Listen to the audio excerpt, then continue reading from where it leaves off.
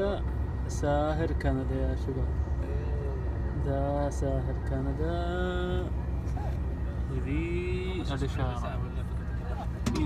في لوحة مكتوب ريد لايت كاميرا. لوحة هنا.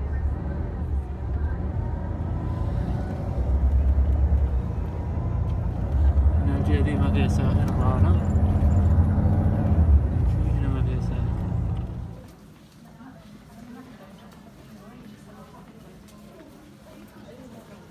And you let me know, okay? So welcome again to Gosford. Everybody has a name tag. What we would like to do now, we were hoping that we would start at 10, but we're way behind schedule because we had scheduled for you to go into some classes and do some observation for a little while. You want to do that, right? Yes. So we're gonna go like lightning, so through all our little spiel, so that you can get into some classes and see what's going on. All right. So, Mr. Morris, are you all set? I need to get out of the way so you can see. I just want to give you a background about our school so that you can know it, and I'll go very, very fast. And Ahmed has asked me 15,000 questions already. 15,000 questions already, and I know that you have questions as well. So we'll carry on. So yes, go. I have to start a new computer. Oh dear. Okay, so Gosford Public School has about 264 students. We are from grade kindergarten to grade 5. So we have junior kindergarten and senior kindergarten. Our junior and senior kindergarten classes are mixed. Okay. So we don't have just junior and just senior. They're mixed. We have about 4 of those classes, and some of you will have an opportunity to see that. We have about the same amount of boys as we do girls, so about a 50-50. And we have a thing in our board called, and I don't know if you've heard about it, it's called the Learning Opportunities Index, LOI. And it's like a ranking that was made up by the board to see about the whole board where our schools lie. And the thing that they use is, I'm going to read the definition for you. So it's a board design tool that ranks schools based on a range of indicators that measure the external challenges affecting student success. So what's out there that affects student success inside the school. And it usually, one of the main indicator is the level of poverty. Okay? Yes, yeah.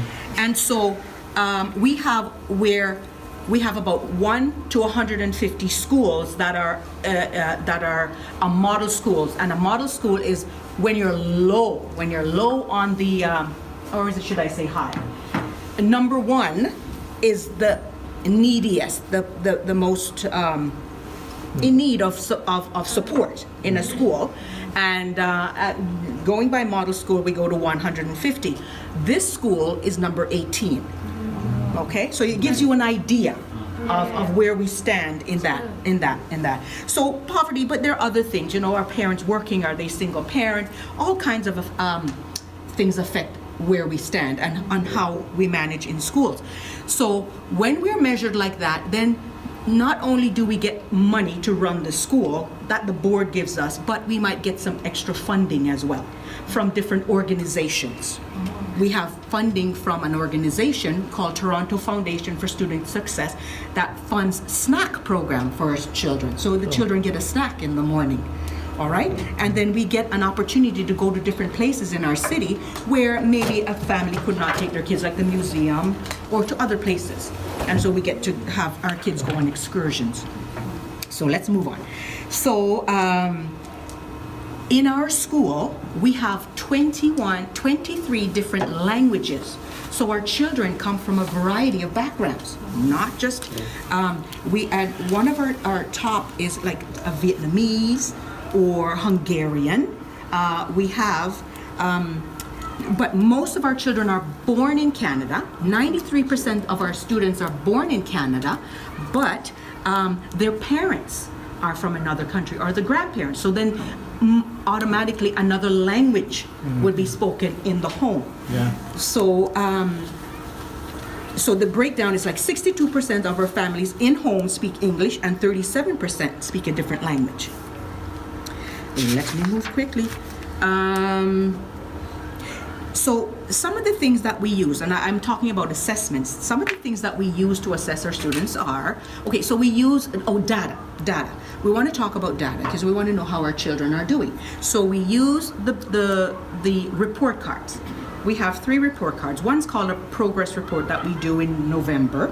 We do a report card number 1, which is in February, and then we do another report that goes home in June. Okay, so 3 times we assess, we look at the data from those things.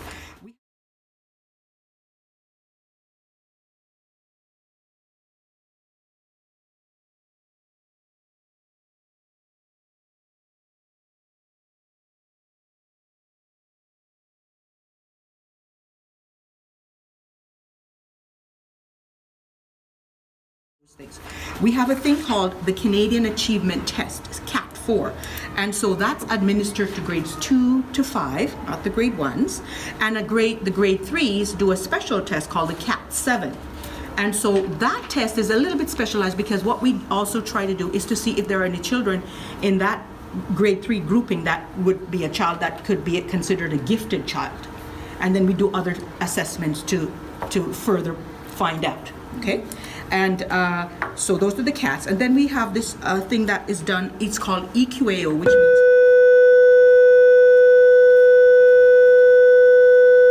okay, recess is over. So education, quality, and accountability, EQAO. The students take that in grades 3, and it's like a benchmark test. Once they get to grade 3, they assess them to see how they're doing. Then when they get to grade 6, they do another assessment, and then in grade 9. And so that's called an EQAO test that is done with our students. We have, in addition to doing a CAT 4 or an EQAO, the students are also given a perception assessment. They have to answer questionnaires to see how they're feeling about math. How am I feeling about language? How am I feeling about my school? Do I have friends? You know, so you're checking to see if they're okay and how they're feeling about school. And if you see that they're very negative about school, then you need to say, so what's going on in school? Why is that happening? And then you do further investigation to see if you can do something at the school level to help with how they're feeling about school. Because we want them to have positive feelings about school and want to be here every day. The last thing I'm going to talk to you about is, and then we also do a census with parents. So parents, we did it, not this year but last year, a census where you send home a package to parents, and it asks them various questions about culture, income, lots of different questions, and that does not come to the school, it goes to the board. So the board uses that data for how they plan for the school board. And the last thing I'm going to talk about is something that's done in kindergarten. It's called the Early Development Instrument, EDI. And what happens there is that we really just check the children. Every other year we do this assessment to see how are they in terms of being ready for kindergarten. Many children could come into school, some already learning how to read or know their alphabet or know how to speak, have good language, can converse. And sometimes children come in and they don't know how to converse with an adult or other children.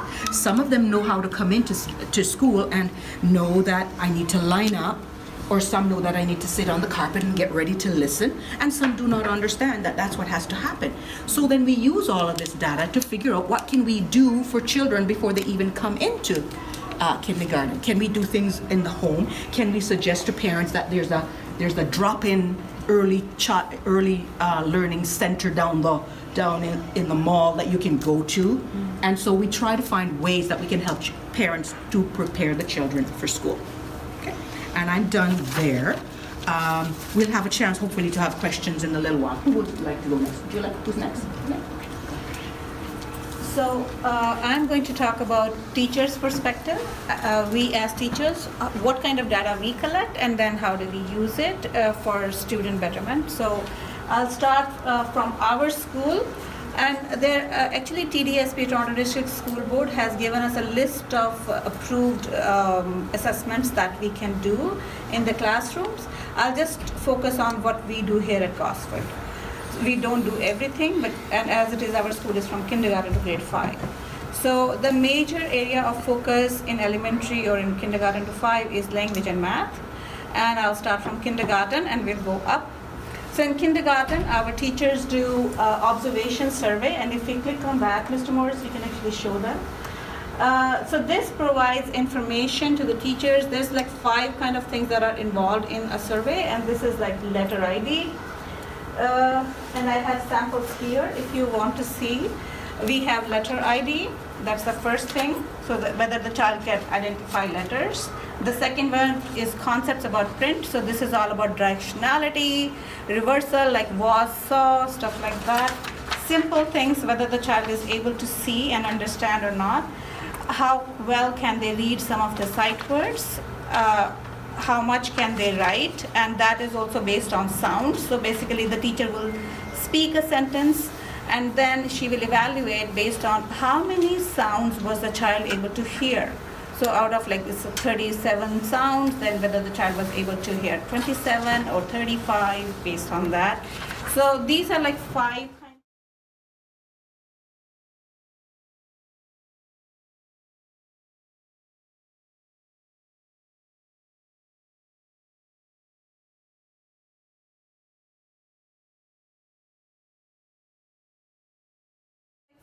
kinds of assessments.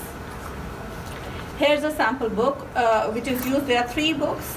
One of this is Stones that the teachers will use for CAPS, like for concepts about print. This is the book that the teachers will use.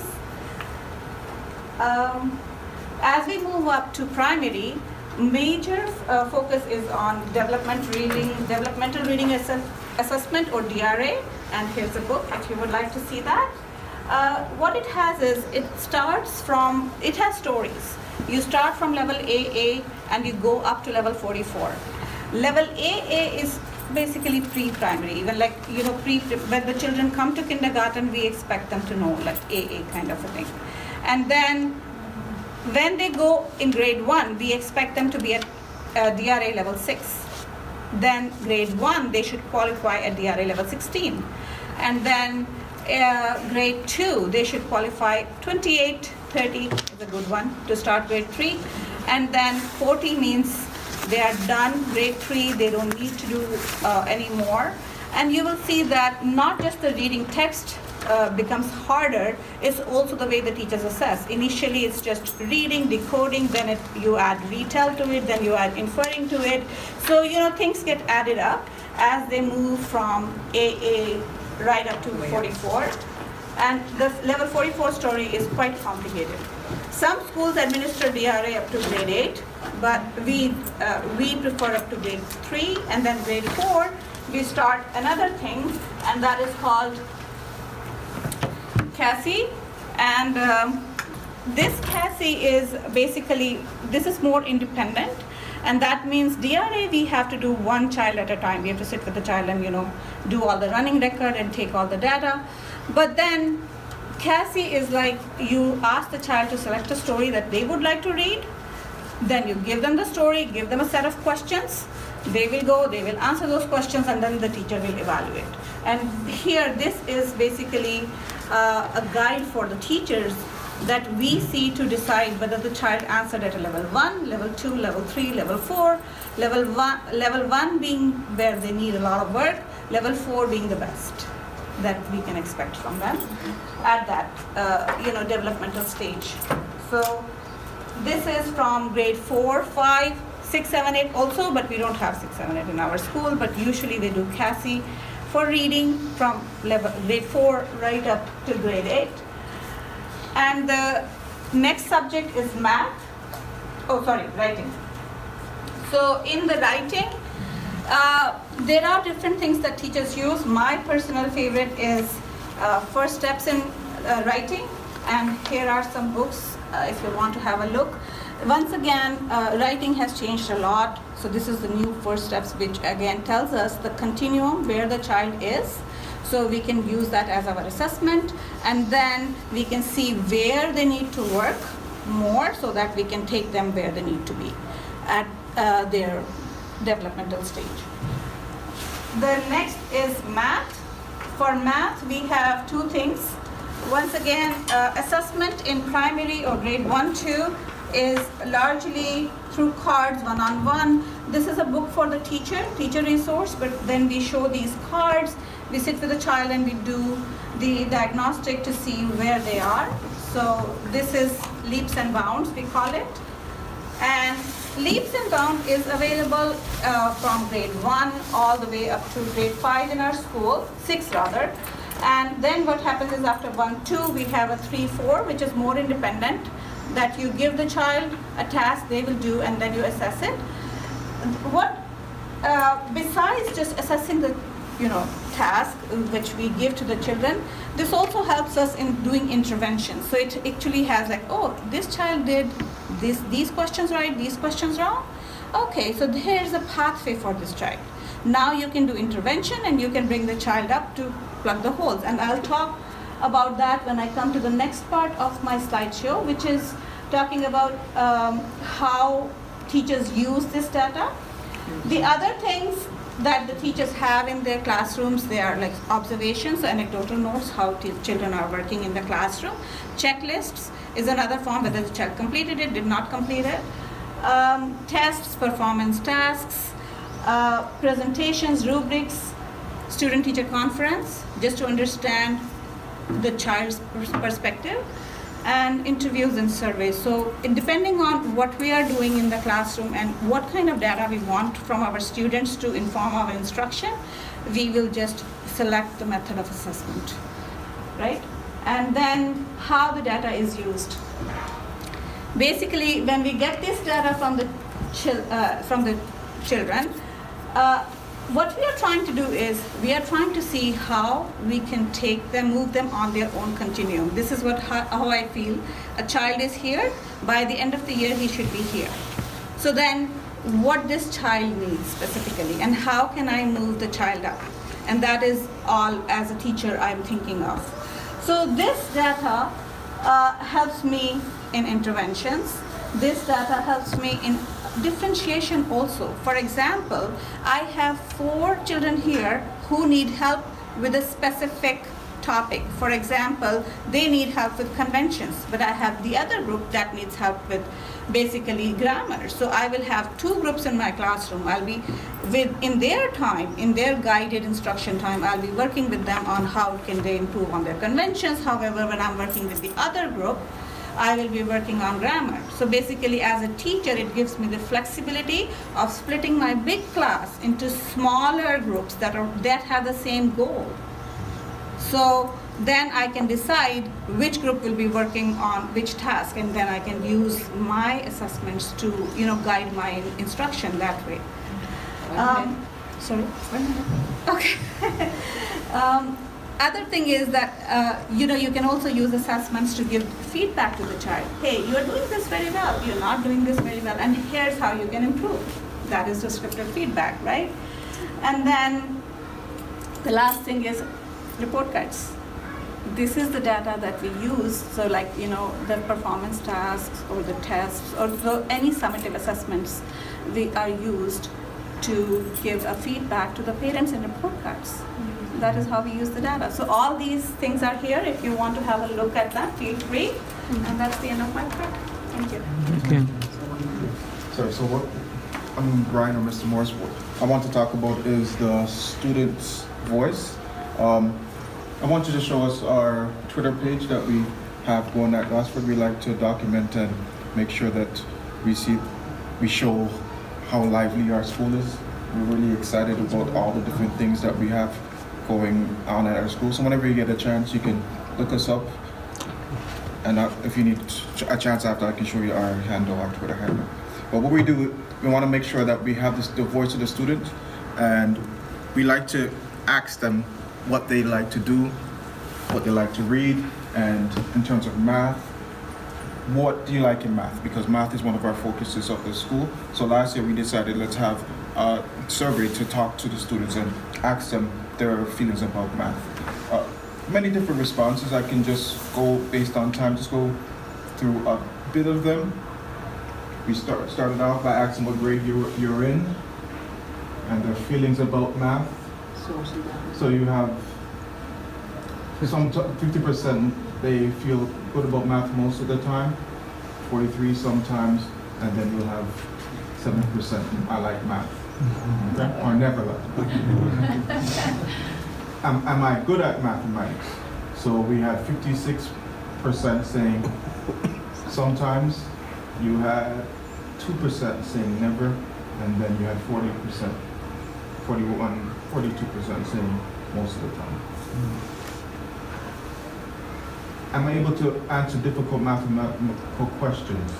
You see, what 71% said sometimes, 7.3% said never, and 22%, if I rounded up, said most of the time. So it also helped us as we were ordering different type of manipulatives. So this was able, as teachers and men, we could say, okay, let's try to see what our kids use in class and let's try to get things in if we don't have it. So that helps us in that aspect too. But also in our reading this year, we said, let's have a reading survey. And we did something similar, and the students' responses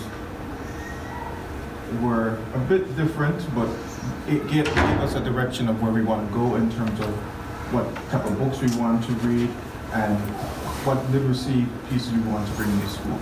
So that's just a way that we get this voice to the student. And like I said, if we have time after, we can go more into the surveys. Okay. And what we're using now is the Google Documents or the Google Apps. It's really good through the Google Classroom. And as a school, we're trying to get on board, and it helps the students. Also, the teachers kind of just sit back and look at the data and analyze the data. So that's pretty much it. So yeah, that's something we're starting to do, is consult the children, the students as well. Not just us. We don't just always want to make the decision for them. So as you said, as Brian pointed out, we want to know how they're feeling. They're waffling sometimes. Sometimes I like math, sometimes we don't. And we want to find out why. So then we might go back to them later on and ask them why.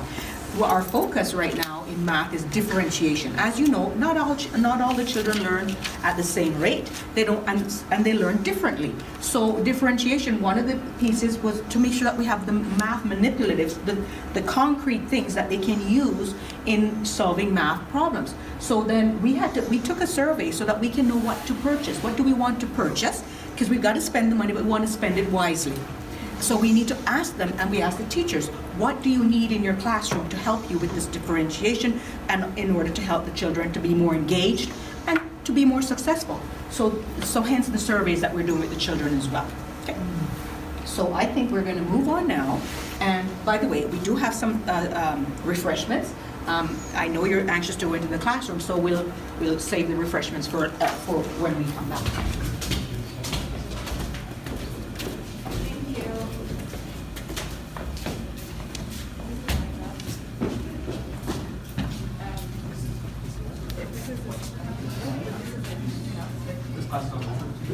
And these are our smart goals that the children take with me after the report cards. So we created what they want to do. My class is a special needs class. I have children who are working from kindergarten to grade 2, 3 level, but there are grade 3, 4, 5 students. So in the morning, we do every day math. After they go on the class 5? They do science. Why the class majors? Drama, music, with other students of their age group. This is a 4-5 classroom. This is a 2-3 classroom. They're away on a field trip today. They've gone to the pioneer village, so they're away for today. Yes. No. The students stay with the teacher. Some time for they have to go together. So the students don't not go together. So you guys are going to the grade 5 class? Yes. So you have your Yes, we have our rooms, we don't move. Yes.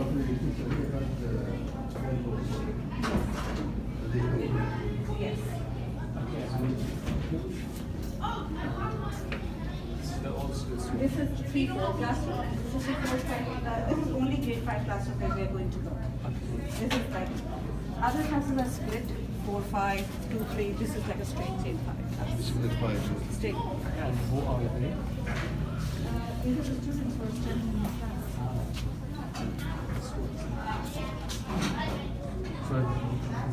Yeah. Jamal portrayed poem. So this is him, and he made a portrait poem about himself.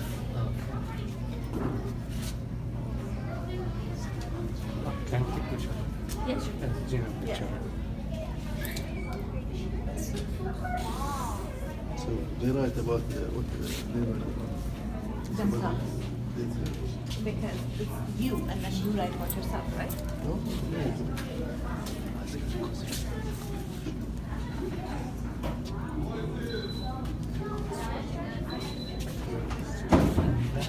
About the posters. Sorry? So you choose the poster or each student has to vote each The work.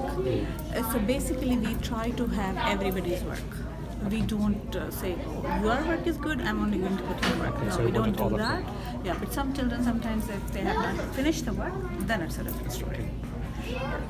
Come. Hi, Miss Ram. Hello. So we are here, and boys and girls, these are the teachers.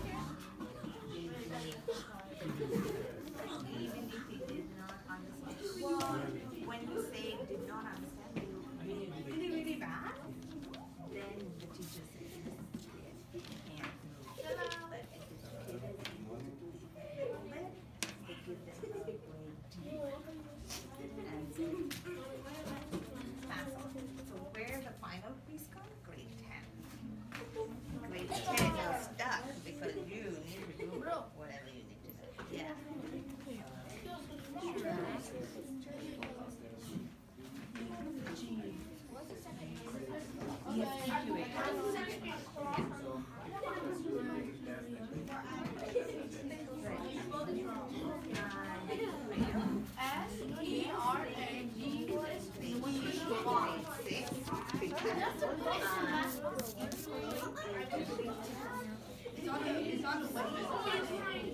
Our teaching method is mostly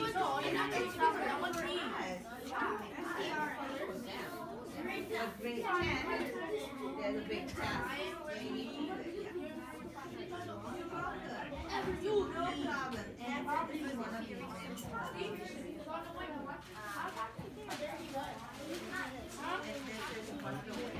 Yeah.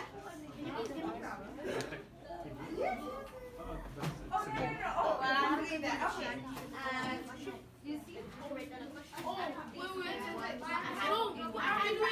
What's the second number to 100? What's the second number? If you're up to 100, do you realize it's really hard? By the way, we're explaining our own first. What's the second one? Tell me. Second number? So, well, B, right? B is 356 plus 402. He's explaining that 402. Guys, keep on working.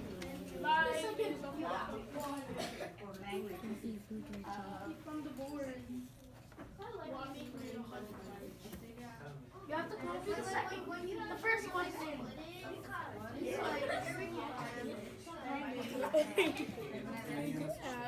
have to copy. Abdul. Abdul. Abdul. And your name? Abdul Jabbar. Oh. And your name?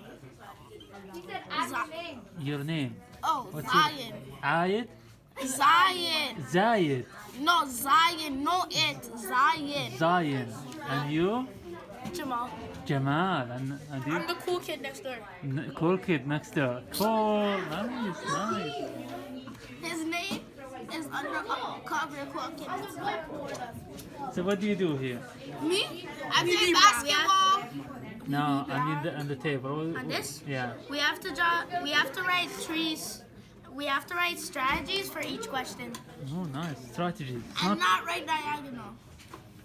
Shut up!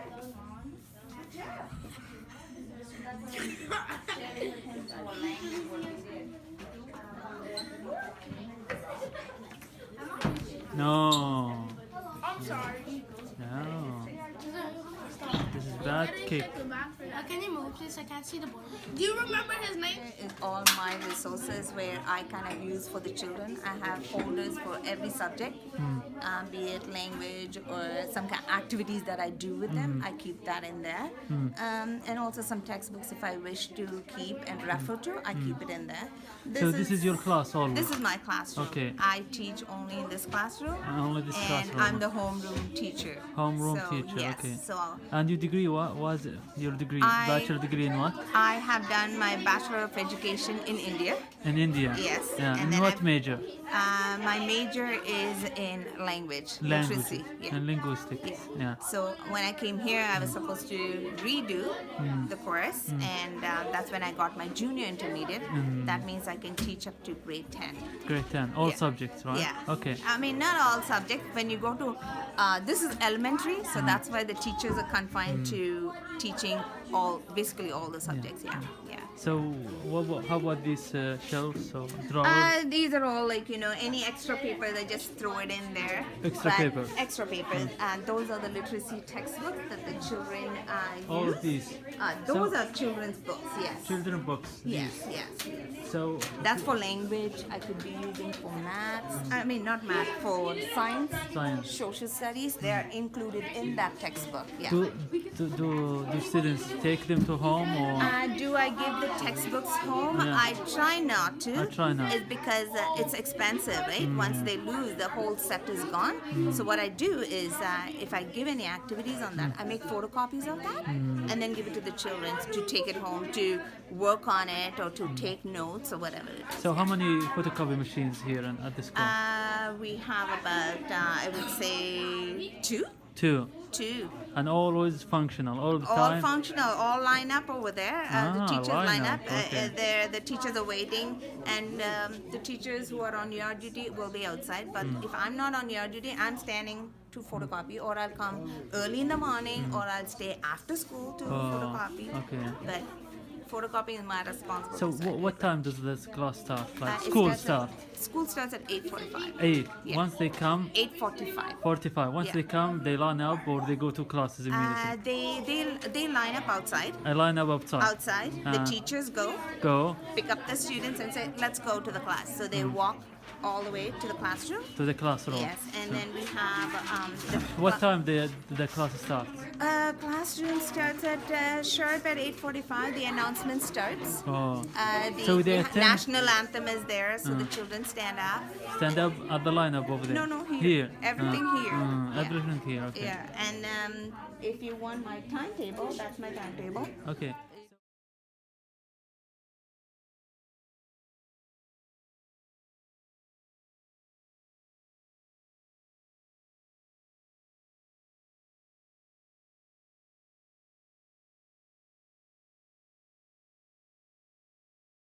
Okay. So Okay. you have tags over here, like Yeah, those are literacy cards. literacy cards. Yes, yes. Based on subject or On, level. on science, On science. there is on social studies, there is on language. It's not about they're- their level. They're all integrated, right? Literacy comes in everything. You can put science in there, you can put social studies in there. Yeah. Okay. So how about your desk here? What do you have? Over here, I have a whole bunch of. Awesome. Now you can go and start working with your markers. So which one did she do? She did this one. This one? And which one you did? I did this one and we worked together. This one and that one? So you did only first question, is that right? So move on to the next question. Good job. And we both do together. All right, awesome. Keep going. Keep going. So what do you have here? What else?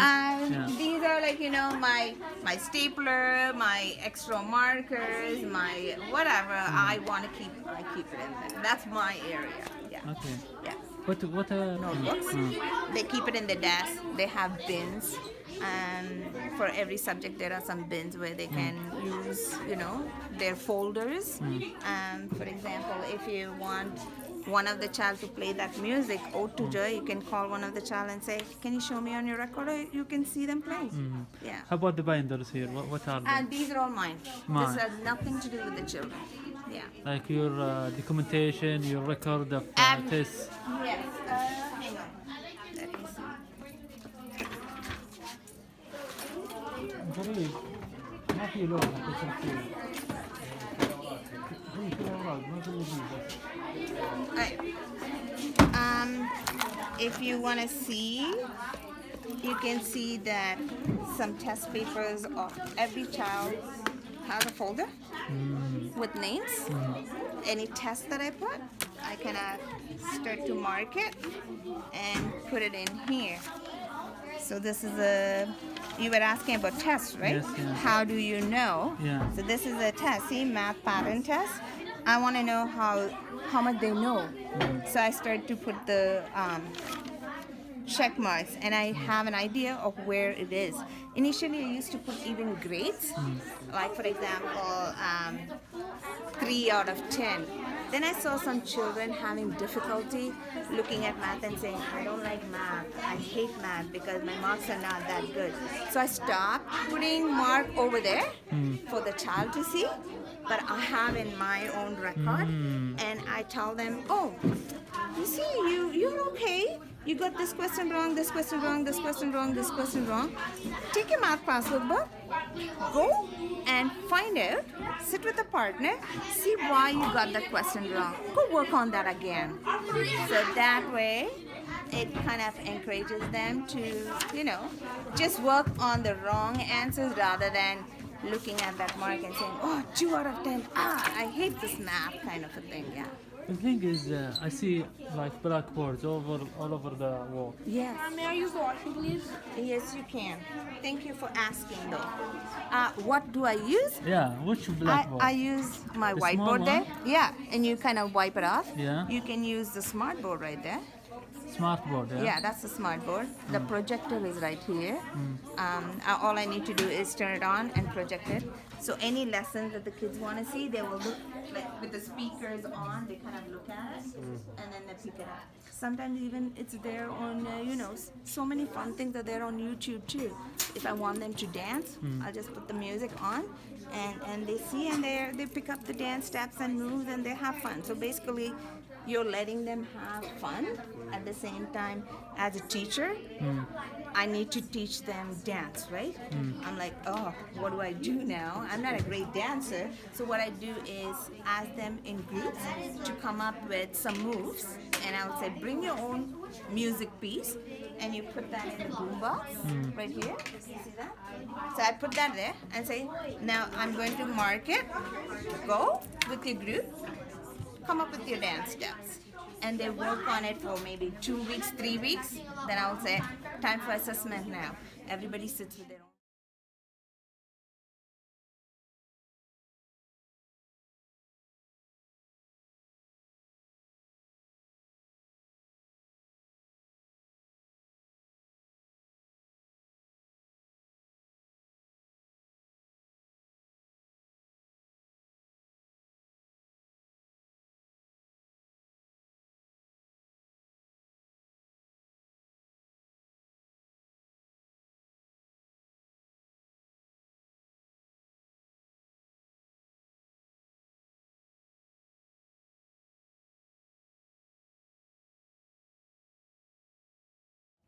But it didn't work out. Some of them moved school. I have a lot of strong math. They really do. Yeah. Yeah. So I have a lot of medical areas. I make sure that I have. We spend a lot of time. هذا الفصل يجمع بين طلاب أول ابتدائي وثاني ابتدائي. ففكرة الجمع تقول أن مناهج الأول والثاني ابتدائي نفسها ما في اختلافات كبيرة.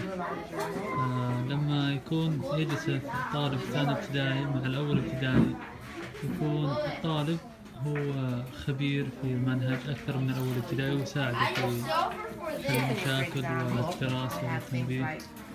فكرة ممتازة، جمع الأول بالثاني بسبب تشابه المناهج وتشوف حدود يصير في تعاون بين الطلاب. And all the blues are diamonds. The rainbows are nothing. No, this is grade 2, but I'll show you grade 1. No, I'll just give you an example of grade 1. Grade 1 with Hey.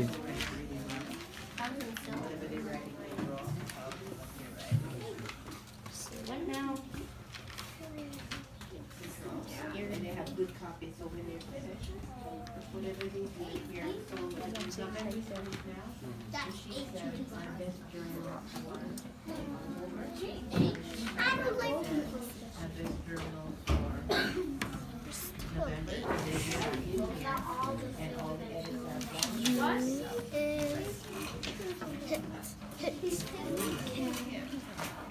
Making video. So I also, from Jamaica, I like books, so you find a lot of my books that have a reading list and like every kind of book you can think of, like fairy tales. So some days we do science, we do fairy tales. I'll select science books only, we do fairy tales, we do everything. Good morning, this is my student teacher. Okay. Good morning. Each of the students have a bin, and so in the bin we have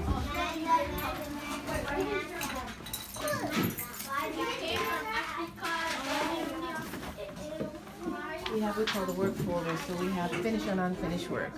So anytime they're not doing anything, if we're not all the students are finished, they go to their folder and they go inside here and just finish the work. So I've already checked these. These I haven't checked yet, but they might be finished. So they have to finish it. Yeah, they have to finish it. Yeah.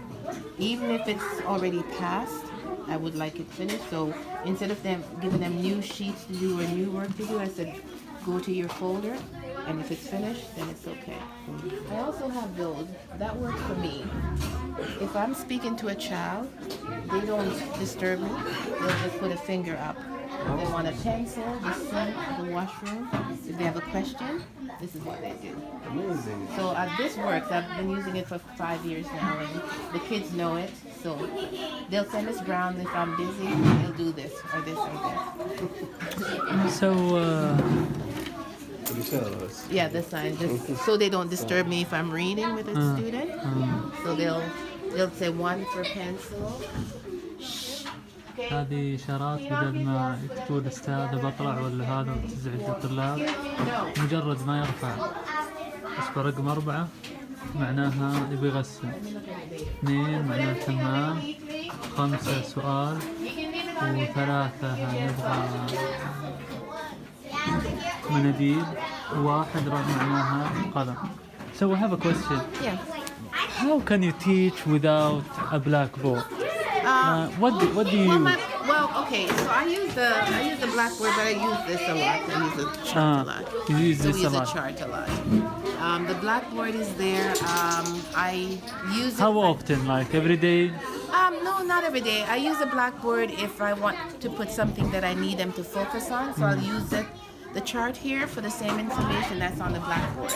If I'm doing math and I need to show them an example, plus we have what we call But the whiteboard. isn't it distractive to the students that there are more than one, like how can I say, Things to hotspot, like for them to pay attention to it? It's not just a blackboard. Like No. in our classes, Yeah.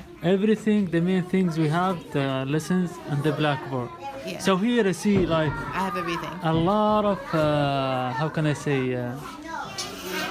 A lot of stuff. a lot of attractions, you know, Yeah. something attracts them. Well, Not distractions. Not distractions. So much. Attractions. If- So is it healthy for the students? Is it for the kindergartens or maybe a straight grade 1, this might be a lot.